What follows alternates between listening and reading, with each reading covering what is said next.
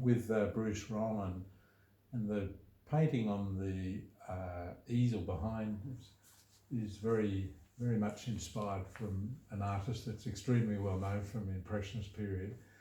But the ballet dancer has been a theme that's attracted you again and again, and you've revisited. Is there something special about this model or this pose that's significant and reminds you of artists of another era? Yeah, in some ways, I haven't set out to replicate Degas as such. With Degas, most of his dances, he doesn't focus on the portrait side of the dancer. In other words, it's action, design, and not so much the actual dancer themselves. So what I've set out to do is to actually focus on the personality of the actual dancer. With dancing, I've got the utmost respect for dancers. They start at a very young age. They go through years and years of intensive training to get where they are, and what's more, they often only have a very short lifespan in terms of working as a professional dancer. To me, the dancers are an exemplar compared to, say, artists, where an artist can pick up a brush, throw paint on a canvas, write a 2-page essay as to why they've done it, and then they're an artist. A dancer can't do that. Mm-hmm. A dancer has to come up to a high standard of technical excellence.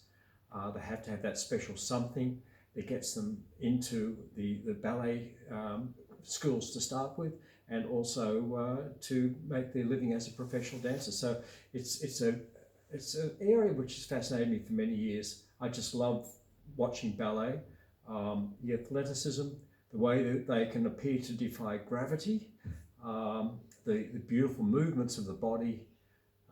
Yeah, it's something which I could go back and revisit time and time again. Mm. You certainly captured that pose and that. I think it's easy for people when they look at a painting like this and the ballet theme to just be there. It takes you there to almost standing beside the dancer, and that's one of your skills. And as you said, the balance and the lightness. But it's the detail, Bruce. You've often worked with detail. Yes. And that alongside skin tone and muscle tone and whatever. Looking at this particular painting here, is this something you strive to do? Yes, particularly I'm always interested in textures, like the texture of the tights compared to the satin of the ballet shoes, the point shoes. The tutu with that semi-transparency that happens as opposed to the solidity of the top there. And then, of course, you've got the actual flesh itself, and they're all elements of texture, which I try to capture.